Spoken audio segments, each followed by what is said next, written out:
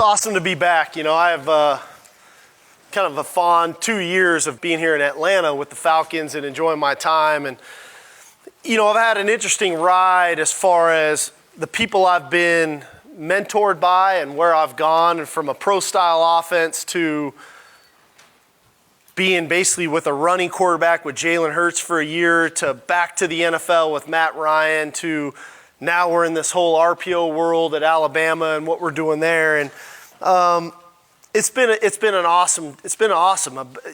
But more importantly, what's come out of it for me, 20 years of doing this, has been the more you do really well on offense, the harder you are to defend. And I think when people talk about Alabama football right now, they think RPO and slants. That's all we do. That's what we do. And the reality of it is that's a very small portion of what we do.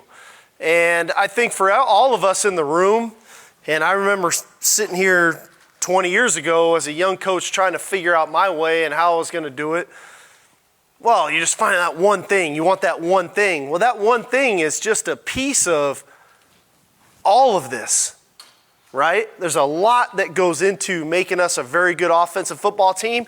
And for every defensive coach in the room, it's like you can't just go into the game saying, I'm going to take away that, because they still have all that.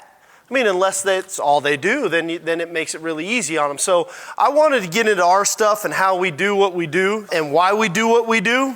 When you get into this, obviously RPOs, right? This is when you think about Alabama, this is who we are, this is what we do, this is all they do, right? But there's a lot more to what we do, okay? So, but we're going to get into it and how this builds. So really simple, like this is a simple inside zone, man scheme on the backside. We're going to read the Z receiver right here. If the strong safety's down, we're going to throw it. If he's too high, right, we're trying to get a too high look, we're going to run the football, right? Simplest form of what we do, right? But what I wanted to put on here was, this isn't just college football. This is happening in the NFL. We were doing this with the Atlanta Falcons. I mean, that's Matt Ryan, that's Austin Hooper, that's Tevin Coleman, that's Calvin Ridley, and we're running the same play.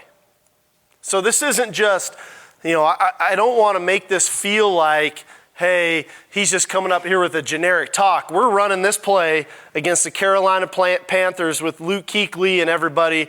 We're reading Mike Adams right here, and we're throwing a ball on 1st and 10 or 2nd and 10, whatever it is, and getting a completion.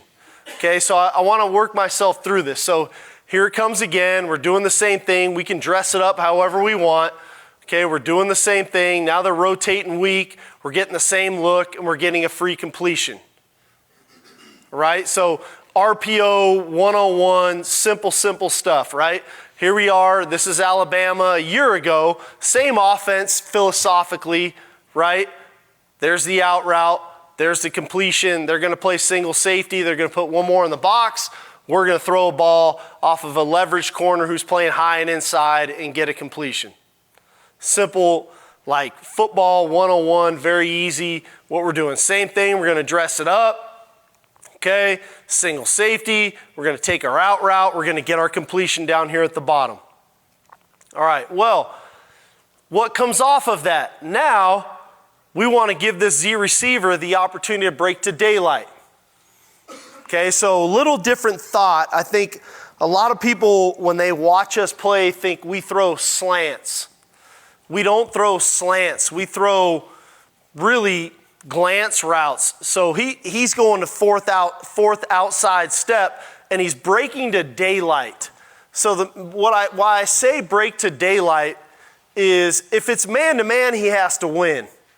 If it's cover 3, he's going to get into the window.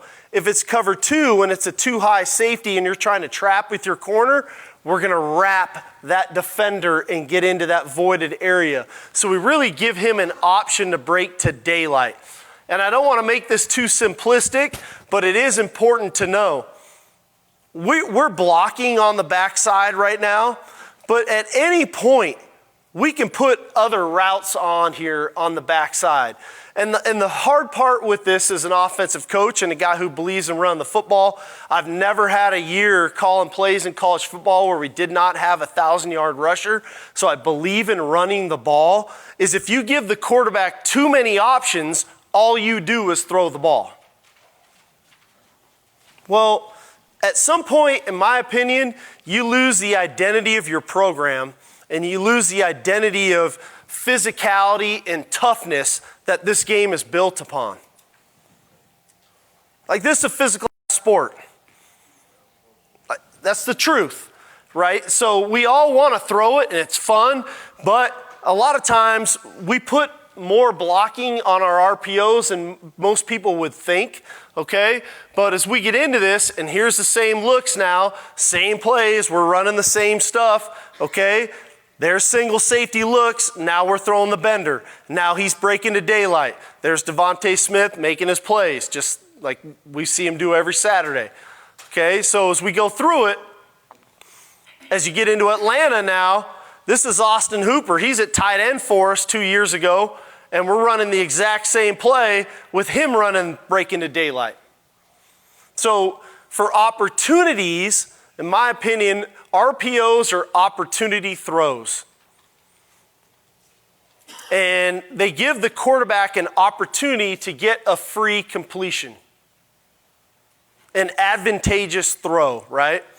So for us, sometimes it was using our tight end. Maybe he was the best player we had that we could create that matchup with to create that throw. Okay, so here we go again. Same throw opportunity. We're reading the safety. Safety wants to try to trigger. Boom. Simple stuff, right? You guys see it every week. I don't want to bore you with this stuff because I want to get into why we do what we do kind of now moving forward. One more shot of it here. Just taking the freebie, breaking to daylight throw. We have gotten more into signaling to that single receiver of route options, almost like you would in quick game, but now we're just totally doing it in RPO. So whether we're signaling the exact route, whether we're alerting to a specific route that you don't know what we're alerting to, this stuff definitely comes into play, and this is happening right here. There's Matt tapping his helmet. He's telling Calvin, Landon Collins is on the line of scrimmage. I want you to break to daylight. There's the throw. So things like that definitely come into play in how we do it from an RPO standpoint. Like this is a big deal for us. Very big deal. All right. But to me, where we have made way more hay this year as an offense, we averaged 8 yards a play at Alabama this year, has been the play pass with the illusion of RPO. Like, to me, if I'm a defensive coordinator and I'm going into the game and I'm saying I gotta stop the RPO, so I'm gonna have my low hole player, I gotta defend the run, I'm gonna worry about the quarterback. Are they a quarterback run team or not? We are not one. Well, now if all you're worried about now your middle field safety's hanging at 10 yards, well, you better be able to cover a post route too. Like, that's a very big deal to us. If you watched us play it all this year, even if you watched our bowl game against Michigan, the first play of the game, we gave the illusion of an RPO, of that same break to daylight, had the safety trigger on Devontae Smith and hit Jerry Jeudy for an 85-yard touchdown. So to me, if you have levels to what you do in your RPO world, this is when the game really gets going and gets fun on offense. And I'm sorry for all you defensive guys, but everybody wants this to be an offensive sport right now. So when we get into this, so the same run, right? We had the same run up here. The tight end was leading through. We were running inside zone. Now my Z receiver is going to run a pressure post over the top. Now my H is going to run his deep cross, and now my X is going to run his 20-yard in. Okay, so all these things coming off of this is to say, I want the line, the tight end, the running back, the quarterback to make it look, feel, smell, sound like RPO. Like, I want everybody in the stadium to think, here comes another break to daylight. Here comes another out route. Here comes another slant. Well, we have a lot more to what we do than that, right? So we're going to take our shots down the field doing it off the same way. Really simple stuff. Play pass. Okay, now we get one-on-one on the corner, and now we go take our shots and throw touchdowns. That's kind of the world we live in, right? We are not a running quarterback team. We will not ever be that way. We believe in throwing the football and protecting the quarterback. And I like to say, oh man, that only happens in college football. Well, this is a National Football League. Here comes our tight end. He's inserting for the backer who steps up. The safety, I mean, you tell me, does he think it's a run? And now we get to throw touchdown passes. So the whole idea to me is having an offense that you have layers to.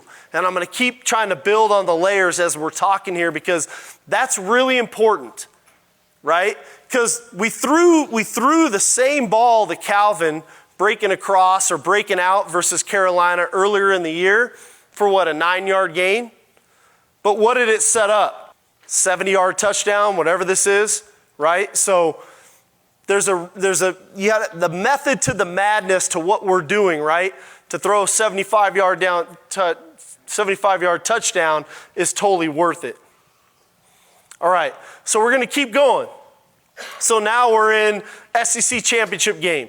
And I believe in the system that we have here at Alabama. Obviously, I'm not even here this year and they're still running the same play. Now your safety wants to stay deep. Now here comes the deep crosser coming underneath it, okay, to make the play there. All right, so then we go to the National Football League. Same play. We're going to motion the tight end in. You're going to play us in man-to-man because you want to take away RPOs. We all get it. All right, now we get the deep crosser to Julio right here. Okay, so another concept we use off of the same idea. So now it's, all right, cheat to the single receiver. Okay, well now we're going to run 2 big posts, and now we're going to bring the single receiver back behind them on the opposite side. Again, attacking man-to-man, because our belief is if you play cover 2, we're going to run the football anyway, and we're going to have success. All right, so if you're going to play man-to-man, how are we going to beat you in man-to-man, okay, to create explosive plays? Because the game is about explosive plays. If you can't create explosive plays, it is really hard on offense. I don't care if it's in Little League or in the NFL. To put 10 to 12 plays together successfully in a row without one of your guys screwing it up is really hard to do. And I know we got great coaches in the room. I've been around great coaches. It is really hard to do. So how do we find explosive plays? So now we'll switch it up with double post, and now we'll bring Z on the crosser, okay? So now as we go through this here, there's the action. There goes our double post, okay? And now here comes the big cross. So it looks like to number 4, he's running breaking to daylight, right? To the defense, it should look like we're just running an RPO with a break to daylight, and now he's running away from him, which is really important when you're coaching the receiver, because as I'm leaning and I'm breaking to daylight, that's one thing. As I'm leaning and now I'm separating, you have to coach the separation. You have to trust these guys. Trust, run. Trust your speed. You're not going to get the ball out of your break. Run. Go get it across the field. This ball's not going to get completed until you hit opposite hash numbers, okay? So really cool look at it right here by Smitty again, and obviously Tua doing his thing. But that separation of making these two things look the same. Okay, so here we are. in Atlanta. Here's Julio down here at the bottom. Okay, same idea. We're running like stretch read zone. Okay, like here comes RPO. And now here he comes across again on the big cross. Okay, we didn't execute it very well. Sanu's wrong. Okay, should be on top. But same idea. The DB is thinking, let me look in the backfield now because I want to play the ball. I want to go make a break on the ball at 12 to 15 yards. But that's not what's happening. Now this ball is getting completed 25 to 30 yards across the field. So you get that natural separation is why we do this the way we do it. Okay, another shot here. Okay, just the same idea, but again, I will say this about this play on wave. We do alert this post route versus man-to-man. So versus man-to-man, we alert it because of all the green grass that's over there. As the Z clears, we will alert that post route, okay? So this is a really good shot here by Tua of taking this, okay? Same game. This was the same game against Carolina. There's the same look. Here comes the insert by the tight end. Backers are stepping up, okay? Now they're trying to play 3 deep behind it. And again, there's your same shot coming in behind this thing, okay? There's your double post. So tying those two things together. All right, so the next level of this is, all right, you can't always throw an RPO. You can't always throw a play pass on 1st and 10. What are you going to do when you drop back and throw the football, right? What do you have to throw it against? Well, everybody wants to play man-to-man, right? You have to play man-to-man because in zone, your zone defenders get manipulated with all of the action. All of the action. Everybody's getting manipulated, right? Who's our key defender? Who are we reading? How are we going to read him? And like this stuff is crazy because I'm going to give a little history lesson here of kind of how I started in my profession and then got to where we are now. When I was at USC in the 2000s, we had Reggie Bush, Lendell White. We were running the ball. We were a play action pass team. I went to the University of Washington. Jake Locker was there, and they were the old school zone read the defensive end, quarterback run it operation. So, all right, well, I'll do that. I mean, I'll give him a chance. I don't want to change everything. Well, then we got this kid, Keith Price. And he was like a really good point guard in high school, like an unbelievable point guard at St. John Bosco in California. But he wasn't a great runner. So we were like, how do we let him do what he does but still play? So we got into the RPO world and we started throwing these things and we started playing catch with different throws and whatnot. And then as you work your way through and you go to USC and you get Cody Kessler, you come to Alabama, you get Jalen Hurts, you go to the Atlanta Falcons, you have Matt Ryan, you go back to Alabama, you get Tua Tagovailoa. It's like, at what point is it about you or is it about your players? And I'm a firm believer in our job. Our responsibility is to put our players in the best position to be successful. And so this is where a lot of this stuff continues to come from. So as you get into the drop back world, we may call more of it with certain guys, right? I may call more of this with a Mac Jones as opposed to I would with a Tua Tagovailoa. Tua, very instinctual. He can make RPOs work. He's the best signaler I've ever been associated with. I mean, this guy will signal things that we didn't even practice, but he'll signal it and it works. Mac Jones, very detailed, very like A, B, C. So when you talk progression reads, like for us, this is a staple-based concept that we run. If I know, hey, I'm going into the game and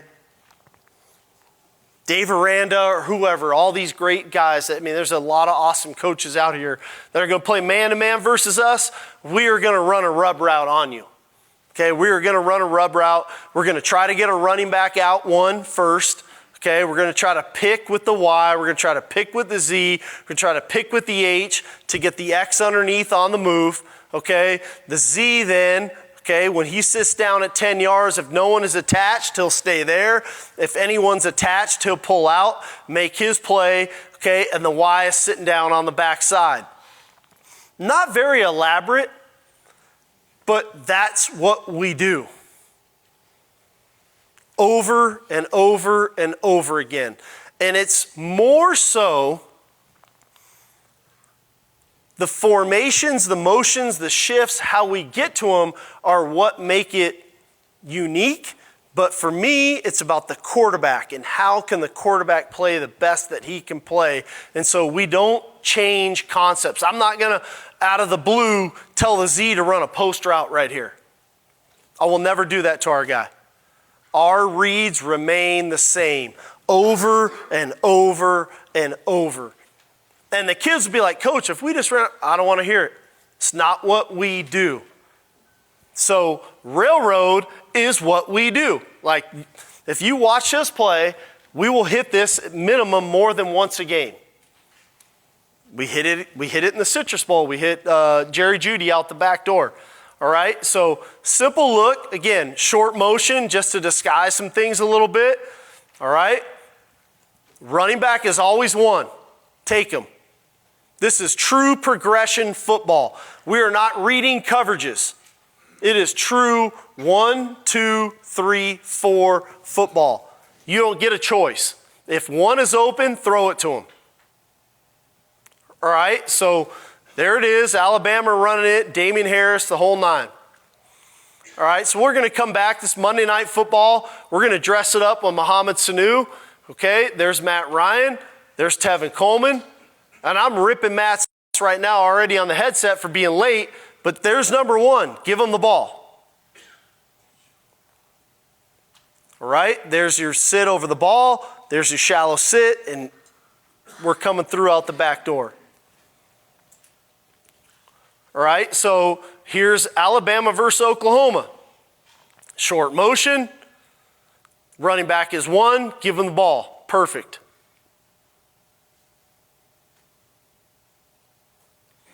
All right. Here we are against the New Orleans Saints. We're going to motion the Y. Okay. Give us a little indicator. Same idea. Give them the ball. My opinion. The least defended player on the field in the pass game is the running back. So, like this year, Najee Harris was our running back. He caught 30-something balls, 7 touchdowns coming out of the backfield.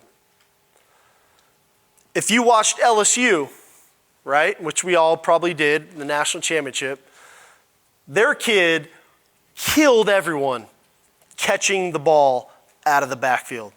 So when you go to your drop back game, let's not neglect the running back and just think, hey, every time we got to have 6-man protection and he's got to block. Well, how about they better cover this guy?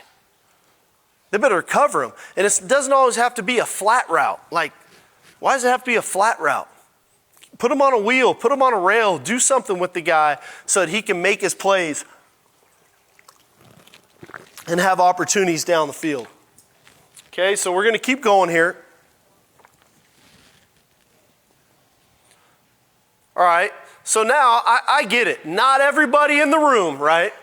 Not everybody in the room is a spread RPO coach, right? Some of you guys still use 2 tight ends. Like, raise your hand. Does everybody still use 2 tight ends? How many was that? 4? Isn't that amazing? Isn't that amazing? Think about that. But every one of you defensive coaches, when you go to your first day of install, you're going to put base defense in, aren't you? Oh, we got to stop 2-back power. How about stop what the percentages tell you to defend? Right? So anyway, all of this stuff we did in Atlanta carried over from 2 tight end sets and 3 wide receiver sets. So this shot right here versus the Redskins is from under center. Just so I didn't want anyone in the room to feel like, well, I'm not getting anything from this guy because these plays don't apply to me because I'm a 2 tight end coach. Well, it works that way too. So you can still throw the ball from under center. You can throw it to the back. They won't cover the guy.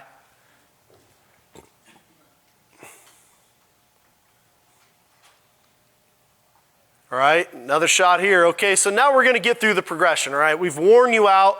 We've thrown it to the back. We've thrown it to the back. We've thrown it to the back. All right, so there comes our natural rub.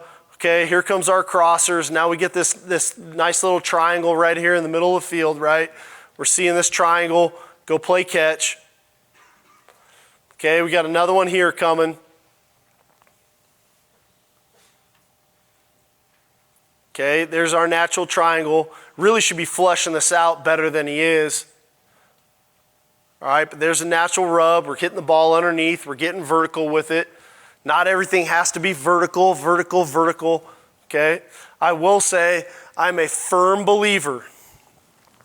And sometimes people laugh at me. Not laugh, but they kind of like, well, never. I don't like throwing the ball to a stationary target. Because I'm as slow or I'm as fast as Julio Jones at that moment. I mean, let's get the guys catching the ball on the move, like catch the ball running. Let them do what they do, right? That's what they're best at. So the more times I can get him running, like that separation, I can't do that. I can't do that. But if I just had him sit down, I got a pretty good chance of doing that. So on the move stuff, right? Because what am I thinking? You're trying to defend RPOs. How are you going to defend RPOs? Play man-to-man. All right, if you're going to play man-to-man, I'm going to run away from you, whether it is down the field or on crossing routes, over and over and over again, right? But if we're not operating our RPOs very well, run game and pass game, then all this other stuff gets really hard on us, right? So we have to like build the layers even as the game goes. We have to build the layers as we go. All right, so the next one here, I know I got a boogie. The next one here is really important too. Because one of the other options people do, in my opinion, to take away RPOs is they'll play cover 2, but they will trap the corner really hard, right? They're going to say, we're going to make them not let the indicator or the key defender in the RPO be the extra helmet to play in the run game, right?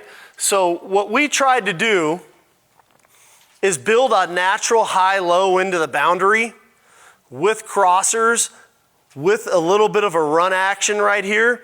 Okay, so if you do try to trap us, we get the natural high-low. If you're still playing man, we do get a little bit of a mover on the run, but we have to account for you trapping that boundary corner.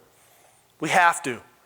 Now, I will say this year we've bought in more and our quarterbacks did even better of recognizing the trap coverage in RPOs and still throwing it, but it gets hard. I mean, offensive coaches, you guys in the room, you know that's hard when they start taking that away, giving you a too high shell to do that. So as you get into it here, just a natural progression, right? Natural stuff going on right here. True progression read, 1-2 read, okay, playing catch into the boundary, okay, with a drive route coming.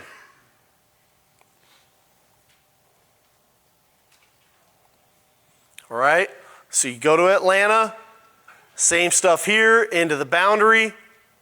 Okay, now you're going to get cover 2. Now you get the natural high-low throw, play catch with it. Okay, you go back to Tennessee here. There's your natural high-low with a little bit of a switch release. Play catch with it. Okay? Same for everybody in the room with 2 tight ends. I don't forget about you guys. Here's 2 tight ends. We're running the same deal. Okay, right up top, play catch with it.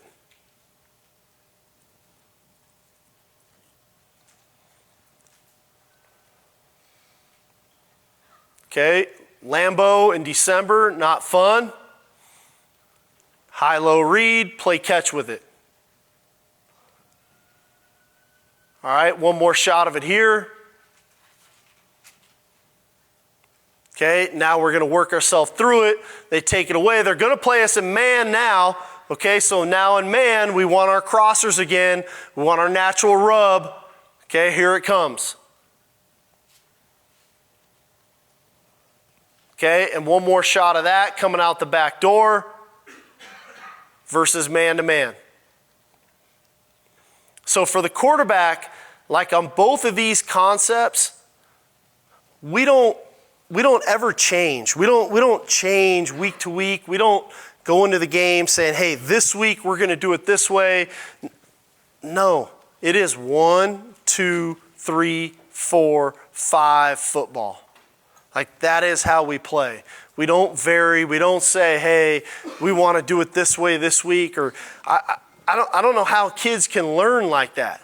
Like I'm just not a believer in them playing that way. And so this is kind of how we teach. We're an RPO team that runs the football if you're going to let us run the ball. And we will continue to run the ball. The moment you say we're going to take away the run, our system is built to throw RPOs.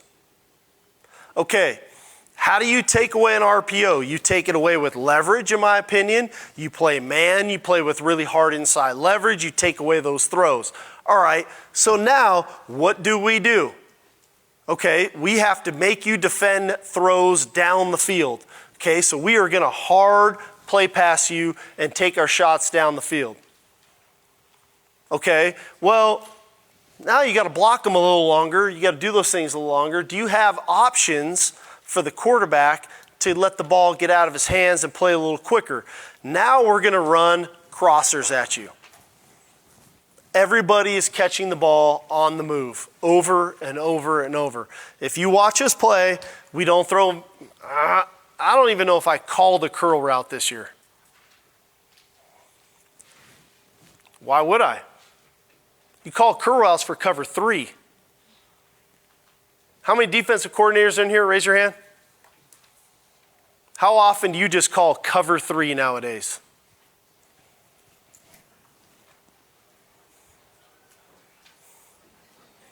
I mean, it's too easy because I can RPO you. Your defender has to react. I'm going to play catch every time. Every time. So you have to be prepared to beat man-to-man and do it that way with people on the move.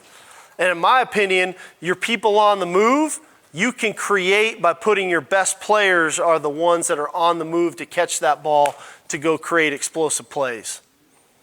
And so it kind of builds its way all the way through it. So when you talk about a progression passing game, our progression passing game starts, RPO. It goes to play pass, then it goes to drop back where we're reading 1 through 5, but it is truly a progression of how we install it and how we go through it to get to where we are come game day. So what questions we got? Off play pass, you just call drop back protection. Here's what we do with play pass wise. This is a good point. So if you take any one of your runs, what we do, we can purple tag any run that we have. And literally we block the run. We block our run. So to the defense, it should look and feel and smell and sound just like the run. The running back then has any secondary element. So that's worked really well for us. We do it off of both. We do it off of both gap and man schemes. The outside zone scheme is the hardest one to do because how are you going to handle the backside end? That's always the issue. But when you inside zone block it, generally you already have him accounted for, so you can make a purple tag and the kids aren't learning something brand new. That's my assignment in the run.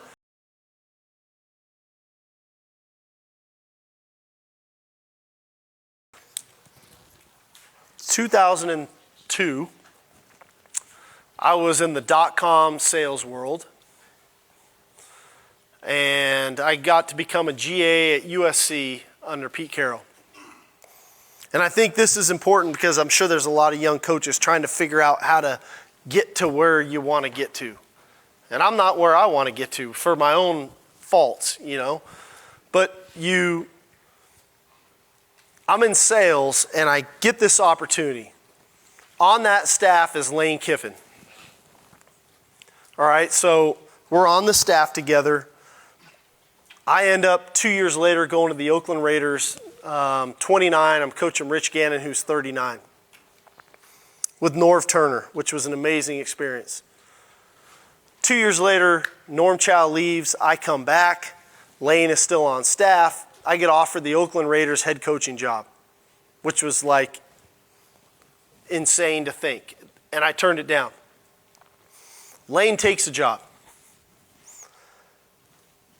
2 years later after that, I go to the Washington Huskies. Lane is at Tennessee. Lane goes to USC. Lane gets fired. I end up at USC. Lane is at Alabama. I end up at Alabama. In 8 days, I'm an analyst, and next thing you know, I'm calling the national championship game against Clemson. I leave and I go to Atlanta.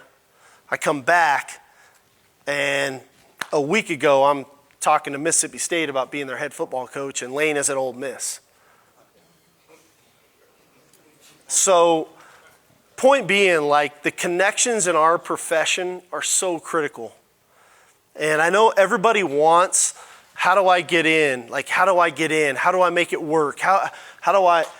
This is a people business we're in, guys. It's totally about the people. It's like, how do you connect with as many people as you can that you can count on, that they can count on you? How do you find the trust in there? Like, I mean, think about this. I've worked with Pete Carroll, Norv Turner, and Nick Saban.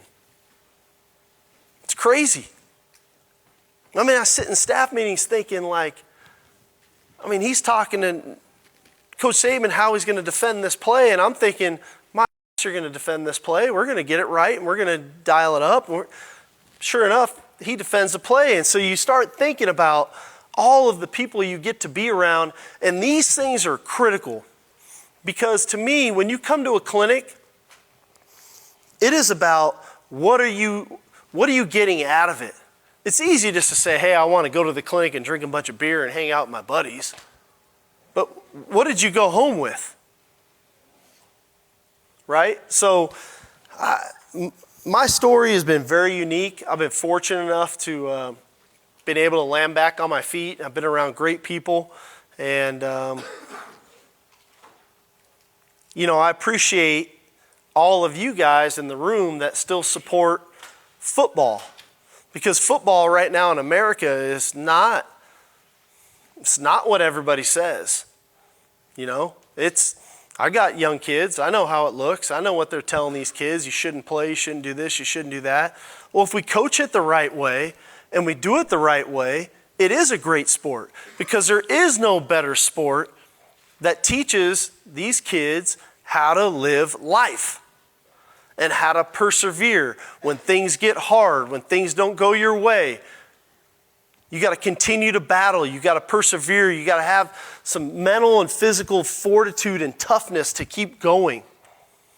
And I'm telling you right now, I'm a living example of that. So when my own son, who's in the 9th grade right now, asked me what school should I go to, I said you should go to Mater Dei. It's the best school in the country. Well, what if I don't play? Doesn't matter. It's not about if you play or not. It's how are you developing the skills for life. And so for you guys to be here, to me, is huge. It's huge. And I have a lot of respect for everybody in this room because I know the time and effort that gets put in to do what we do. I'm just lucky. I've been lucky to be around good people and to get good jobs. And so I'm very thankful for that. I'm very thankful for the support all of you give us.